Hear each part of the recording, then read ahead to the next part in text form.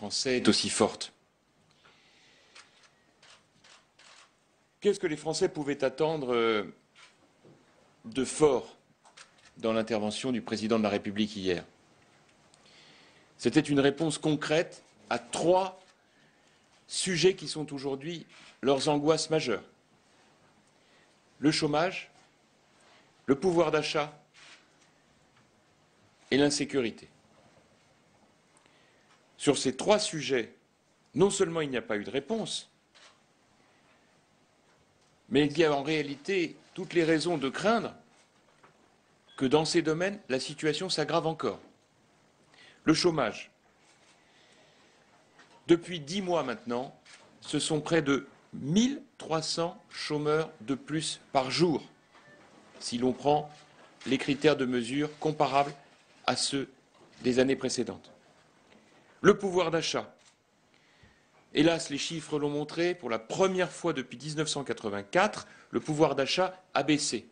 C'est la conséquence directe de cette décision irresponsable du matraquage fiscal des Français. 32 milliards d'euros d'impôts supplémentaires en 10 mois qui ont d'abord concerné les classes moyennes. Puis l'insécurité, où chacun le sait maintenant, loin des discours d'autosatisfaction du gouvernement, la délinquance remonte partout en France, sur l'ensemble des registres des délits commis, que ce soit des atteintes aux biens, des atteintes à la personne, et aussi bien en zone de police dans les villes qu'en zone gendarmerie dans les campagnes. Sur aucun de ces sujets de préoccupation quotidien des Français, le président de la République n'a été capable d'apporter de réponses concrètes, ni même des perspectives d'espoir, en dehors de vœux pieux qui consistent simplement à dire « j'ai mis des outils sur la table, ils vont suffire à régler les problèmes ». Comment en est-on arrivé là? On en est arrivé là parce que François Hollande a menti aux Français durant sa campagne électorale pour se faire élire, et les Français, de bonne foi, ont voté pour un homme dont ils pensaient que la politique qu'il allait mettre en œuvre était efficace, alors que nous avions, pour ce qui nous concerne, dès le début, alerté sur le caractère inefficace, inopérant et artificiel des mesures qu'il préconisait. Que ce soit ces fameux emplois d'avenir qui coûtent très cher, qui sont précaires et dont on voit qu'ils ne trouvent pas preneur, que ce soit ces contrats de génération dont on sait qu'ils vont coûter là aussi beaucoup d'argent aux contribuables sans être au niveau de ce qu'on attend pour une reprise d'activité, que ce soit la Banque publique d'investissement dont il a beaucoup parlé hier soir et qui n'est autre qu'un rafistolage de ce qui existait déjà, ou bien encore de ce crédit d'impôt venu se substituer à une mesure que nous avions mise en œuvre et qu'il a immédiatement annulée, la TVA anti-délocalisation, qui baissait les charges des entreprises et qui est une usine à gaz qui, hélas, ne profitera pas suffisamment à des entreprises qui, comme cela lui a été rappelé hier soir, ont déjà eu à payer 15 milliards d'impôts supplémentaires sur cette seule année 2012 et 2013 ensuite. Tout ça était à mettre en perspective avec les chiffres qui, cette semaine, ont été présentés par l'INSEE pour le 4e trimestre de 2012. Un PIB en baisse, moins 0,3% de croissance, une dette publique qui a dérapé, puisqu'elle dépasse les 90% du PIB, un matraquage fiscal qui a pour conséquence la baisse du pouvoir d'achat des ménages et, du coup, une baisse très forte de la confiance des ménages et des entreprises. Vous avez vu que même l'investissement des entreprises est en baisse. Nous sommes en récession. Et ce, du fait que dans cette période de crise très grave, que François Hollande a nié pendant toute la campagne présidentielle, mais dont il a dit avec une incroyable naïveté, ou fausse naïveté, je ne sais pas, qu'il n'avait pas imaginé qu'elle puisse durer, cette crise, alors même que tous les indicateurs montraient exactement l'inverse. Dans ce contexte, Le rôle de l'UMP, premier parti d'opposition, est à la fois de s'opposer, bien sûr, mais c'est aussi de proposer. Et c'est d'autant plus important et urgent que la dégradation extrême de la confiance des Français dans le président de la République et dans sa majorité exige que l'UMP montre aux Français qu'il y a un autre chemin, non seulement possible, mais indispensable à prendre. Je pense qu'il y a, pour la France, matière à proposer une politique radicalement différente de celle qui est proposée par François Hollande. J'ai eu l'occasion de le dire dans le débat sur la motion de censure que nous avons déposée il y a une semaine. C'était l'occasion pour nous de proposer en réalité un autre chemin, qui est pratiqué par d'autres pays qui s'en sortent mieux face à la crise. J'ai indiqué d'ailleurs que si cette proposition était retenue par le pouvoir en place, j'étais prêt avec d'autres à travailler ensemble pour le bien de notre pays. Mais vous l'avez vu, nous avons été sèchement renvoyés, puisque la seule réponse qui a été celle de Jean-Marc Ayrault la semaine dernière, et encore de François Hollande hier soir, ça a été de dire « nous savons où nous allons ». La vérité, c'est qu'aujourd'hui, personne ne sait où François Hollande veut emmener la France. Donc oui, il faut proposer une politique radicalement différente. Ce que j'ai appelé, avec d'autres, un Big Bang économique. C'est-à-dire l'idée de dire la vérité aux Français. Dire la vérité aux Français. On ne peut pas continuer de leur mentir comme le fait François Hollande, en leur faisant croire que simplement, en claquant des doigts, le chômage va augmenter jusqu'à la fin de l'année 2013, mais qu'après, de manière magique, il va diminuer. La vérité, c'est qu'il faut créer une nouvelle impulsion, reprendre le chemin des réformes courageuses. Il y a 3 blocages majeurs dans notre pays, qui sont 3 responsables du chômage en France. C'est le coût du travail, c'est la surréglementation et c'est la nécessité de réorganiser complètement l'orientation professionnelle, la formation et le service public de l'emploi. D'abord sur le coût du travail. Désolé de devoir le dire à nouveau. Notre pays fonctionne depuis des décennies sur un modèle qui ne marche plus, qui consiste à ce que l'on produise de moins en moins, et donc tout ce qu'on consomme, on est obligé de l'importer de l'extérieur. Ce qui fait qu'on a d'un côté des déficits qui s'accroissent et de l'autre des usines qui ferment. Il faut produire plus, il faut produire mieux. C'est ce que j'ai appelé la mobilisation du front des producteurs. Parce que tous les Français produisent en réalité. Les salariés produisent, les artisans produisent, les commerçants, les entrepreneurs, les chercheurs, les artistes, les fonctionnaires produisent du service public. Encore faut-il que l'on soit organisé pour produire plus et mieux. Et pour y parvenir, la priorité première, c'est de baisser le coût du travail.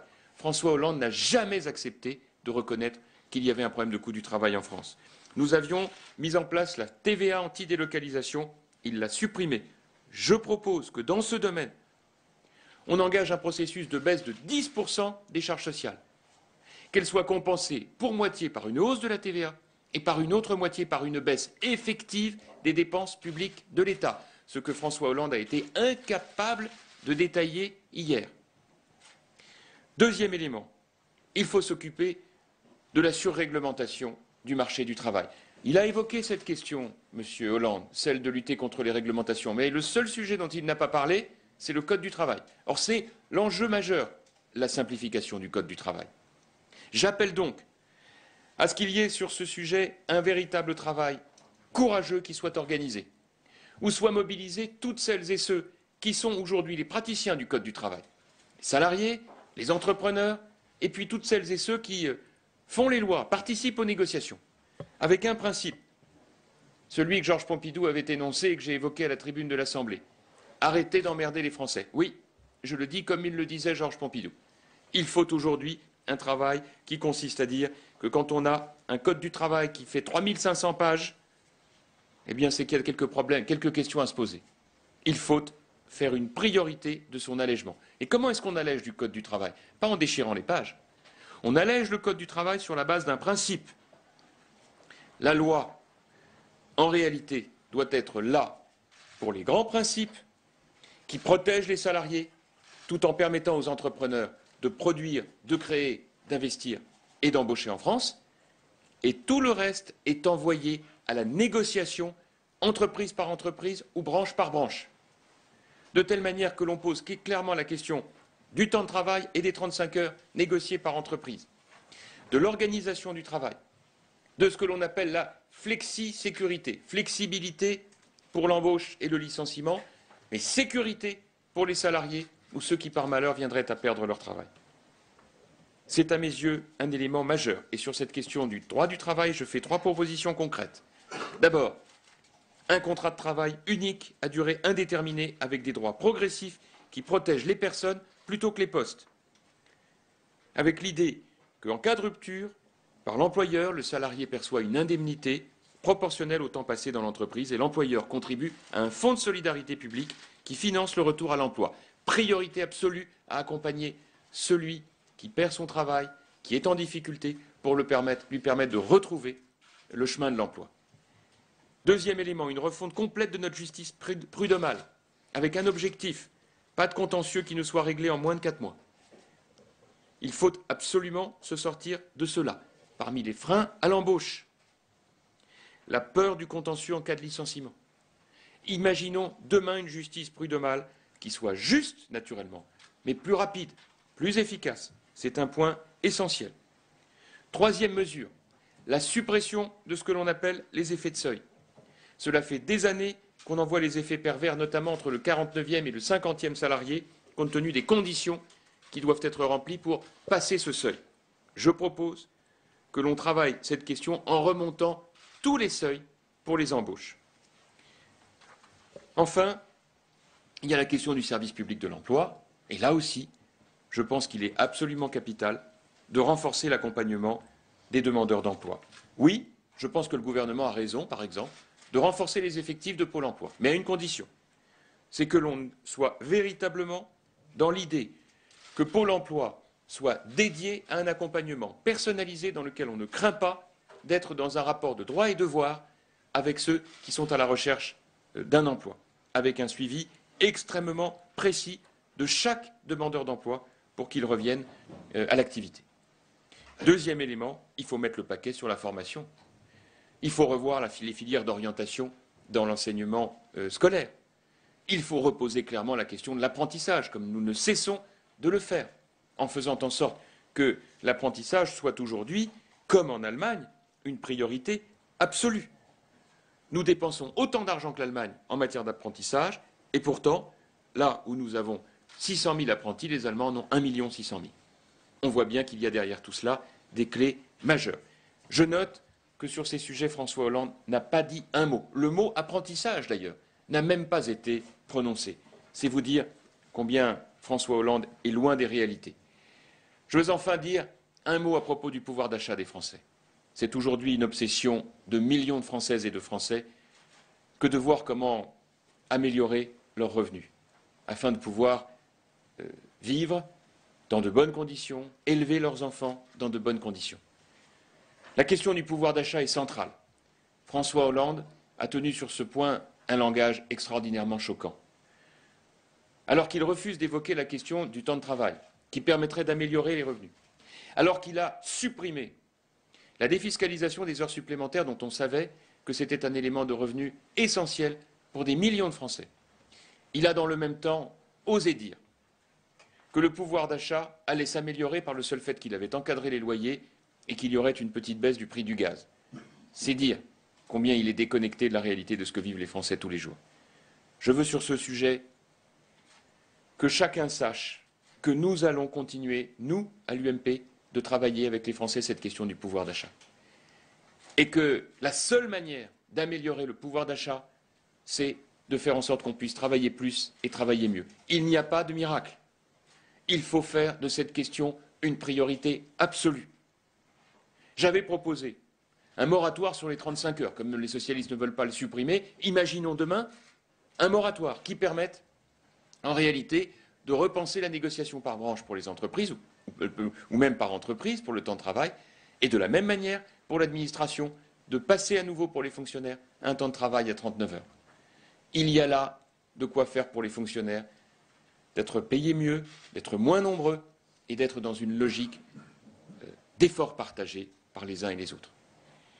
Vous le voyez, nous avons sur tous ces sujets de quoi construire un chemin totalement différent, en rupture complète avec la politique qui est conduite aujourd'hui.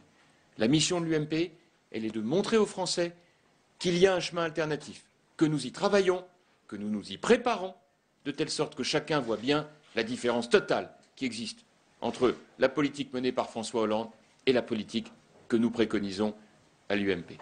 Voilà le chemin sur lequel nous allons travailler avec les Français. Nous allons continuer de parcourir la France, de préparer les uns et les autres au grand rendez-vous des élections municipales de mars 2014, qui doit être l'occasion pour les Français de dire concrètement par les urnes leur rejet total de la politique conduite et, je le souhaite, de la confiance qu'ils pourront accorder à ceux de nos candidats qui, en étant élus dans les villes, apaiseront, amélioreront la vie des Français en attendant les rendez-vous électoraux à suivre prévus par nos institutions.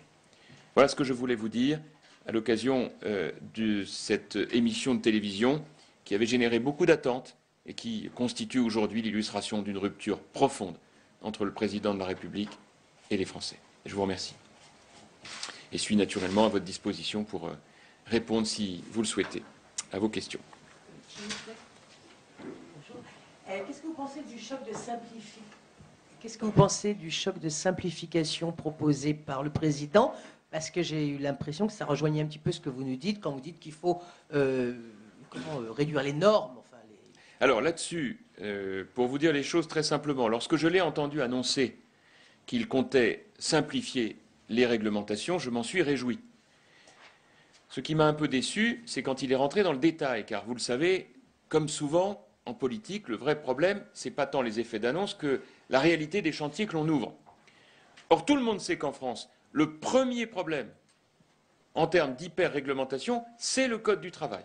Ne pas s'atteler à la réforme du Code du travail, c'est en réalité ne pas vouloir toucher aux réglementations. Bien sûr qu'il y a besoin d'améliorer les choses dans, par exemple, le Code de l'urbanisme et de la construction. C'est exact. Mais enfin, l'essentiel des lourdeurs, il est aujourd'hui dans le Code du travail. Or, il a clairement écarté cette piste. Autant vous dire que pour moi, il risque de passer à côté du sujet s'il ne l'aborde pas.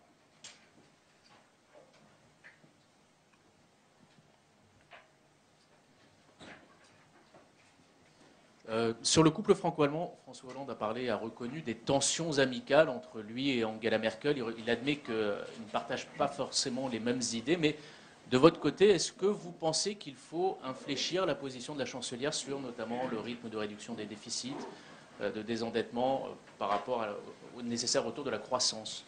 Alors, il y a, si je puis dire, deux questions dans ce que vous évoquez. D'abord, il y a le problème de la relation entre la France et l'Allemagne depuis que François Hollande est président de la République. Je veux vous dire une nouvelle fois combien je suis extrêmement préoccupé de la façon dont François Hollande prend ses distances vis-à-vis de l'Allemagne. C'est absolument incompréhensible. Plus exactement, la raison qu'il en a donnée hier m'a beaucoup choqué. Voilà qu'il a expliqué qu'en gros, c'était un règlement de compte avec Mme Merkel parce que celle-ci ne l'avait pas soutenu, nous a-t-il dit, lors de la campagne présidentielle de l'année dernière. Autant vous dire que j'ai trouvé cette explication très immature, très sectaire, et pour dire les choses, pas au niveau de ce qu'on peut attendre d'un président de la République élu par les Français. Le lien entre la France et l'Allemagne, c'est la condition première du moteur de l'Europe. Qu'il puisse y avoir des divergences entre la France et l'Allemagne n'est pas choquant, mais elles doivent se régler avant même que l'on discute en Conseil européen des autres sujets. C'est ainsi que l'Europe fonctionne le mieux. Comment voulez-vous, dans ce contexte de prise de distance, que l'Europe ne soit pas en difficulté?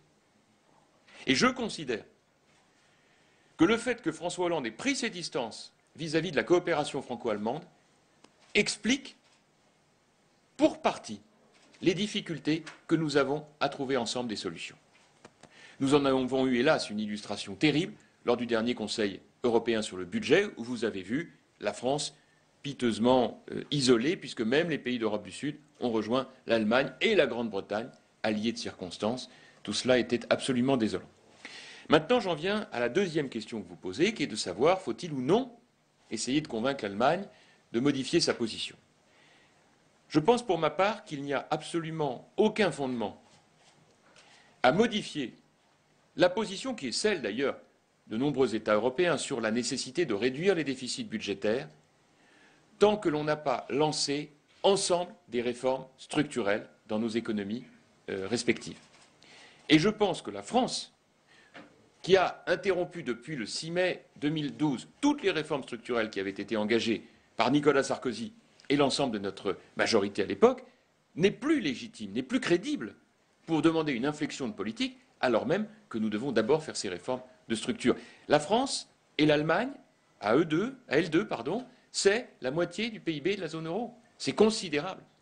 Donc, imaginez que la France puisse ne pas faire de réformes structurelles, la discrédite pour demander toute autre modification dans la politique qui est conduite. Voilà. Et c'est ce qui m'amène à être extrêmement sévère sur la position prise par la France et rappelée hier par François Hollande. Je pense que c'est une erreur majeure, car ça interdit toute vision courageuse, tout souffle nouveau pour l'Europe de demain.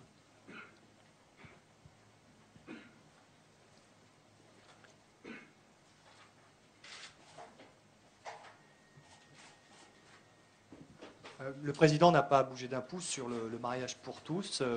Vous l'avez vu dimanche dernier, il y a une vraie tension dans le pays à ce sujet. Qu'est-ce que vous pensez de l'inflexibilité du président à ce sujet? Je pense qu'il s'est passé la semaine dernière des choses très importantes. Le débat sur la motion de censure a clairement montré une opposition très très forte entre le Parti socialiste et ses alliés d'extrême gauche et l'UMP. Je pense que cette coupure, elle est irrévocable. À partir du moment où nous avons tendu la main dans l'intérêt national à un travail en commun pour essayer de sortir notre pays de la difficulté, et que Jean-Marc Ayrault a clairement expliqué qu'il savait où il allait, et qu'il n'avait donc pas besoin d'écouter qui que ce soit, et que François Hollande a dit grosso modo la même chose hier, de ce point de vue, le débat, hélas, montre de grandes différences. Et moi, je ne cautionnerai pas les errements de François Hollande. Jamais. L'autre événement de la semaine, naturellement, là c'était un événement parlementaire, l'autre événement de la semaine, c'est la colère du peuple de France. J'étais présent, vous le savez, à la manifestation de dimanche. Je peux témoigner qu'elle n'avait rien à voir avec la manifestation à laquelle je me trouvais également du 13 janvier. D'abord parce qu'il y avait plus de monde encore, que j'ai perçu une tension, pire encore, le sentiment de la part de centaines de milliers de nos compatriotes qui étaient présents, d'être méprisés. Il en est un moment au micro qui a dit « Quand je pense que François Hollande a expliqué que notre mobilisation était consistante, comme si nous étions un plat de pâtes ». La formule est terrible, dans sa spontanéité. Elle en dit long sur cette rupture entre le peuple français et François Hollande. Il a la force de la loi puisqu'il a la majorité absolue à l'Assemblée nationale. Mais je serai lui. Je regarderai quand même à deux fois par rapport à ce qui est en train de se passer. Et je pense que sa manière de balayer d'un revers de main la mobilisation des Français sur ce sujet n'est pas une bonne chose. Ce n'est pas une bonne chose pour la démocratie, ce n'est pas une bonne chose non plus, je crois, pour l'idée que je me fais d'un président de la République qui nous a expliqué qu'il savait ce que c'était écouter, entendre, respecter. Il n'a rien fait de tout cela, et je pense que cela vient accentuer encore le syndrome de rupture entre lui et le peuple de France.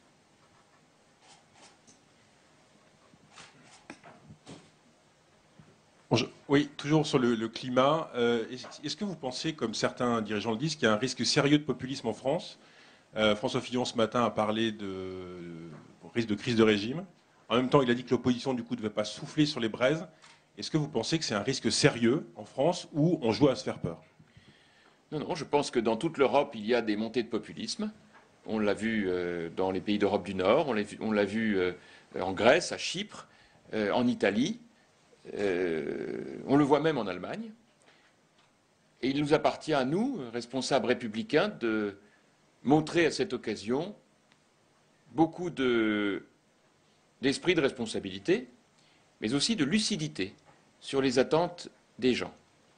sur les espérances comme sur les indignations de millions de citoyens et de citoyennes qui, aujourd'hui, doutent profondément de la capacité d'un président comme celui qui a été élu, François Hollande, d'apporter des réponses à leurs attentes. Et à partir de là, le rôle de l'UMP est absolument majeur.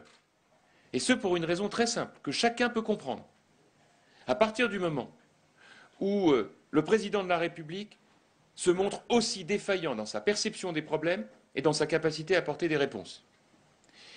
À partir du moment où, de la même manière, on voit monter des populismes, je pense aussi bien d'ailleurs au Front National qu'au Front de gauche, qui, à travers la manière dont ils se comportent, viennent surtout capter les mécontentements pour casser le système. Et en prétendant casser le système, ils ébranlent en réalité l'équilibre de nos institutions et créent des tensions supplémentaires en réponse aux errements de la gauche. Dans ce contexte, il appartient à l'UMP d'être exclusivement consacré à servir les Français. Il n'y a de place pour aucune polémique interne, pour aucun débat qui ne concernerait pas d'abord la situation des Françaises et des Français. C'est à cela d'ailleurs que je m'emploie. Le travail qui est le mien en tant que président de l'UMP, il est de rassembler. La page des crises que nous avons connues est tournée, et tous autant que nous sommes, quelles que soient nos sensibilités, nous savons pertinemment que notre premier travail, il est d'être rassemblés au service des Françaises et des Français. Et d'ailleurs, j'observe que nous nous y attelons chaque jour de plus en plus et de mieux en mieux. Bien sûr, il peut y avoir ici ou là des divergences, et c'est très bien ainsi, et je veille à ce que cette liberté d'expression existe à tous les étages de notre famille politique. Mais en même temps, l'essentiel, c'est d'être rassemblés au service des Français, car compte tenu de la gravité de la situation, il n'y a absolument aucune place pour autre chose que de travailler aux préoccupations des Français, pouvoir d'achat, emploi, sécurité, et puis au-delà de cela, donner une vision, un souffle pour la France dans les années qui viennent.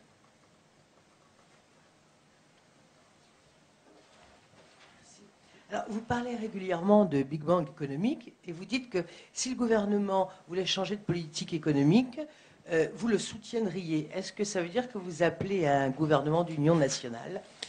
Ça veut dire tout simplement que je considère que la situation de la France est extrêmement grave,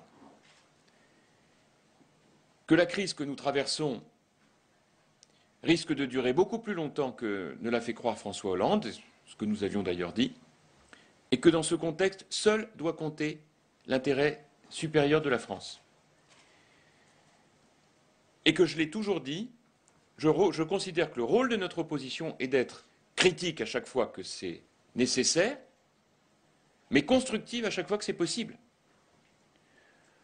Nous avons soutenu, vous le savez, l'intervention militaire au Mali. Et je m'en suis à de nombreuses reprises expliqué. Mais je considère que, de la même manière, jamais je ne cautionnerai les errements irresponsables auxquels les décisions de M. Hollande conduisent la France en matière économique et sociale. Et je note que chacune des propositions que l'un ou l'autre d'entre nous, à l'UMP, nous formulons pour essayer justement de faire progresser la France, sont systématiquement balayées d'un revers de main, avec un esprit de sectarisme que je n'avais pas connu depuis Lionel Jospin. C'est vous dire combien, dans ce contexte, je considère que toutes ces propositions sont vaines parce que nous avons en face de nous, d'abord, un président de la République qui est devenu finalement le chef d'un camp, parfois même, quand je vois les nominations auxquelles il procède, le chef d'un clan, et qu'au-delà des sourires débonnaires, il y a une réalité, pas de réforme de structure, refus de prise de conscience de la gravité de la situation dans notre pays, et finalement, gouvernance au seul service de ses amis. On est bien loin de ses promesses de campagne.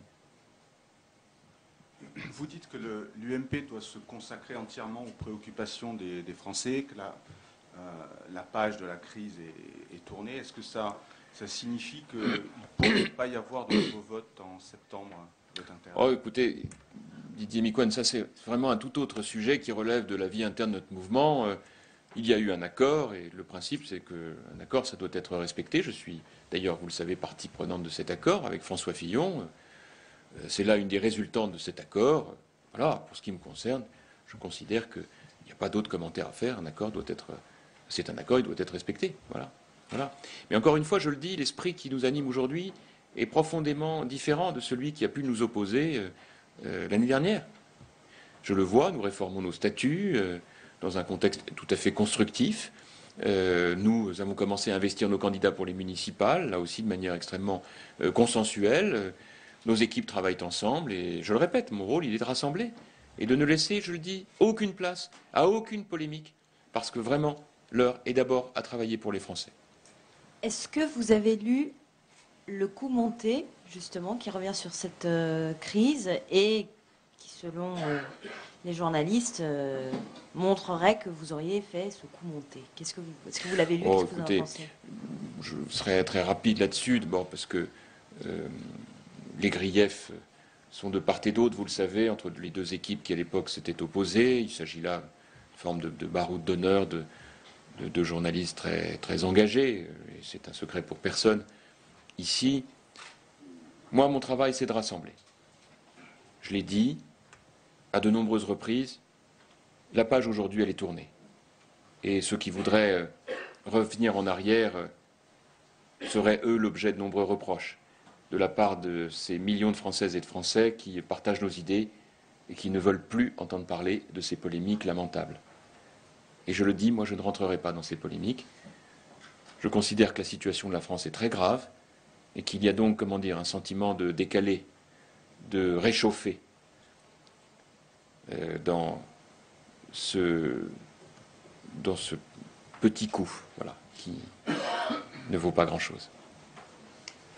Une question, si vous le voulez bien, sur l'accord interprofessionnel qui sera débattu à l'Assemblée. Dans la, pardon, je vous ai pas entendu. L'accord interprofessionnel. Ah oui, bien sûr, oui.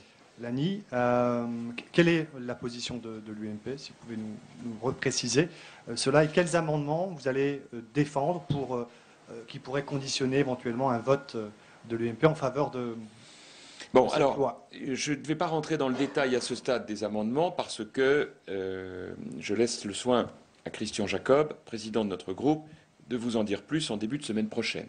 Vous savez que nous travaillons là-dessus de manière extrêmement étroite et que c'est typiquement le sujet sur lequel nous avions montré une volonté justement de travailler de manière constructive et positive. C'est le résultat d'un consensus entre partenaires sociaux. Il n'y a rien de révolutionnaire, on est loin du Big Bang, hein, mais enfin, il y a un signal à travers la flexi-sécurité. C'est en gros ce que nous avions préconisé, vous vous en souvenez peut-être, à la fois d'ailleurs sous la présidence de Jacques Chirac et sous la présidence de Nicolas Sarkozy. Reste que moi je suis très, très inquiet de voir qu'il y a de nombreuses velléités dans la majorité actuelle de revenir sur cet accord, en des termes qui viendraient à rigidifier considérablement les conditions de flexibilité et qui alors rendraient la nature même de cet accord totalement caduque. Donc dans ce contexte, la position qui est la mienne aujourd'hui, elle est d'attendre. J'ai montré une grande ouverture d'esprit, mais je dis ici, aujourd'hui, que je vais voir très précisément, article par article, ce qu'il en sera du texte que l'on nous demandera de voter, et je réserve donc ma réponse sur le vote que je ferai, ainsi que mes amis de l'UMP, en fonction du cours des discussions. Il y aura un amendement, par exemple, sur les 35 heures, sur l'allongement de la durée de la mission. Absolument. Non, mais ça doit être l'occasion aussi d'avoir un authentique débat avec la majorité sur ce sujet. Ce point n'est pas dans l'accord. En revanche, ce qui est dans l'accord, vous le savez, c'est la possibilité de déroger à la rigidité de cette réglementation pour essayer de donner plus d'oxygène à des entreprises et à des salariés qui ont un grave problème de pouvoir d'achat et également de quantité de travail produite. Je défendrai donc avec mes amis de l'UMP cette idée parce qu'il est urgent de le faire. Monsieur Copé, nous sommes à un an des élections municipales, vous en avez parlé il y a 5 minutes. Or, à Nouméa, en Nouvelle-Calédonie, vient de se créer hier un nouveau parti politique, le MPC, Mouvement Populaire Calédonien, issu de l'UMP. Est-ce que vous ne craignez pas qu'à un an des élections municipales, il y ait une division régionale, locale, entre M. Frogier, le sénateur, et cet ex-député, M. Gaël Yano? Non, d'abord parce que l'un et l'autre appartiennent à notre famille. Gaël Yano a souhaité marquer l'expression de sa sensibilité à travers la création de ce mouvement et il m'a demandé la possibilité de transformer ce mouvement en parti associé ou mouvement associé, comme d'ailleurs nos statuts le prévoient. Et je lui ai donc répondu que dans ce domaine, il lui appartenait de solliciter le Conseil national, ce que, bien entendu, je veillerai à ce que ce soit fait, de telle manière qu'il puisse ainsi défendre sa singularité. Vous savez, l'UMP, c'est pas une boîte en carton fermée dans laquelle plus personne ne peut bouger. Hein. L'UMP, c'est au contraire, et j'en suis le garant, une grande maison, ouverte, où chacun doit pouvoir exprimer sa différence de sensibilité. Le fait que cette initiative ait été prise témoigne certainement de quelques différences sur certains sujets, mais enfin, il ne faut pas en exagérer l'ampleur. Gaël Yano comme M. Frogier appartiennent à notre famille politique. Ils ont ici ou là quelques différences et il est tout à fait légitime qu'ils puissent l'exprimer. Mais il n'était pas préférable de créer un courant politique, comme il y en a dans tous les grands partis politiques, plutôt que de créer carrément un parti? Non, parce que statutairement, ça n'est pas possible, tout simplement. Là, bien sûr que cette option avait été envisagée par Gaël Yano, mais je lui ai fait connaître que ça n'était pas possible et que la seule solution pour lui était de créer une sorte de mouvement associé, comme nous en avons d'autres, et c'est dans cet esprit qu'il s'inscrit. Et je n'avais, de ce point de vue, aucune raison de nier que cette option existe, et je l'ai donc, bien entendu, encouragé à venir présenter la candidature de ce mouvement au Conseil national. Oui. Pardon. Gaël Yano, pour lequel, par ailleurs, vous le savez sans doute, j'ai beaucoup d'estime et d'amitié. C'est une personnalité remarquable qui fait un travail très important à Nouméa, qui fut député, malheureusement battu, mais à qui j'ai dit combien j'invitais nos amis de l'UMP en Nouvelle-Calédonie à réfléchir à une nouvelle donne pour notre famille politique dans ce territoire si essentiel au sein de la République. Oui, juste une petite question sur la dégressivité des allocations familiales. Ah, lui, on est dans un autre sujet. Oui, vous êtes contre. En même temps, il y a d'autres dirigeants de l'UMP qui sont pour, et non des moindres, l'ancien secrétaire général, Bruno Le Maire, enfin il y a d'autres... Vous parlez de la dégressivité des allocations familiales? Oui. D'accord, ok. On a parlé de François Hollande hier soir. D'accord. Et ce débat n'a pas été tranché à l'UMP. Est-ce que vous allez avoir une discussion de fond et quand est-ce qu'on aura une position commune? Écoutez, c'est un débat qui, vous le savez, a conduit à des positions qui sont pas toutes les mêmes au sein de notre parti. Je trouve d'ailleurs que c'est très bien. Moi, je suis très attentif, je l'ai dit souvent, à ce qu'il y ait ici ou là des positions distinctes. Moi, j'ai toujours été pour l'universalité en matière de politique familiale. Je pense que, en réalité, si on peut imaginer l'intérêt de défendre l'argument qui consiste à dire quand on est très fortuné, peut-être pourrait-on payer des impôts sur les allocations qu'on perçoit, ça se heurte assez vite à un principe de réalité. Et ce principe de réalité, c'est le seuil à partir duquel on paye des impôts lorsque l'on perçoit des allocations familiales. Et quand j'entends parler de revenus d'un couple de, je crois, 4 500 €, eh bien, je me permets de faire observer que 4 500 € pour un couple avec 3 enfants, du point de vue de M. Hollande, j'ai compris que c'était déjà être très riche. Du point de vue des familles concernées, je me permets de dire que c'est pas riche du tout, qu'on est loin du compte. Parce que quand on est avec 3 enfants ou 2 enfants et que l'on gagne 4 500 €, qu'on doit payer son loyer ou sa traite pour rembourser son emprunt immobilier, par exemple, eh bien, on est dans une situation très tendue à la fin du mois. Donc, je trouve que la manière dont on en parle à gauche est un peu caricaturale. Et je dis à mes amis qui, à l'UMP, partagent cette idée, qu'il faut faire attention au seuil. Tout est dans le seuil. Et que si le seuil est trop élevé, ça concerne beaucoup moins de monde, donc ça ne rapporte pas grand-chose à l'État. Si c'est trop bas, ça pénalise tellement les familles qu'alors c'est contradictoire avec l'objectif d'universalité de la politique familiale.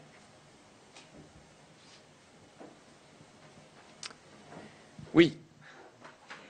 Tout à l'heure, vous avez parlé de la réforme des statuts du parti.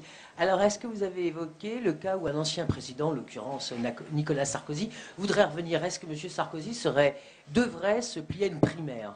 Ah, ça, c'est une très bonne question. Nous ne l'avons pas encore abordée. On a réglé maintenant les questions qui ont trait à l'élection du président du parti, mais nous n'avons pas encore abordé celui des primaires. Mais vous avez raison, cette question sera certainement abordée le moment venu. Donc, il me faudra vous faire un autre point de presse. Est-ce Écoutez, j'aurai l'occasion peut-être de le dire à ce moment-là. Je voudrais pas, ne m'en veuillez pas, mais je ne veux pas mélanger les genres. Vous l'avez compris, bien sûr, la vie interne de l'UMP intéresse ceux qui sont à l'UMP ou ceux qui nous observent, mais la situation de la France est tellement grave, tellement préoccupante que je pense qu'aujourd'hui, nous devons d'abord réfléchir à comment améliorer la situation des Français. Et ce qui a été dit hier par le président de la République est tellement décalé par rapport aux exigences de notre pays que je crois utile d'en parler avec gravité et avec surtout des solutions concrètes, ce que je me suis efforcé de faire à l'occasion de ce point de presse. Voilà. Merci à vous. Comment avancent les listes municipales? Parce que pendant un moment, vous aviez apparemment quelques difficultés pour trouver des candidats. Ça dépend des endroits, mais j'ai lancé un appel à candidature dans toute la France, et donc petit à petit, les Françaises et les Français qui entendent cet appel et qui ont envie de s'engager dans leur commune, qui ont envie aussi de protester contre ce que fait de mal le gouvernement, nous rejoignent. Et donc j'ai quelques raisons de penser qu'avec les semaines et les mois qui viennent, les Françaises et les Français seront de plus en plus nombreux à rejoindre notre parti pour marquer leur opposition. D'ailleurs, le niveau des adhésions, qui est très important, en témoigne. Et vous ferez une conférence de presse sur la révolution civile de votre parti? Ça fait partie des grands sujets que nous avons lancés et qui, à titre expérimental, commencent maintenant à se développer dans de très nombreuses villes de France, notamment des villes tenues par la gauche, comme un élément de rendez-vous concret avec les Français qui souffrent, qui sont dans la difficulté et auxquels la gauche est incapable d'apporter remède et qui savent pouvoir trouver à l'UMP une écoute, une disponibilité, qui est une marque de fabrique d'un parti qui se renouvelle et se transforme en profondeur en ce moment. Merci à vous.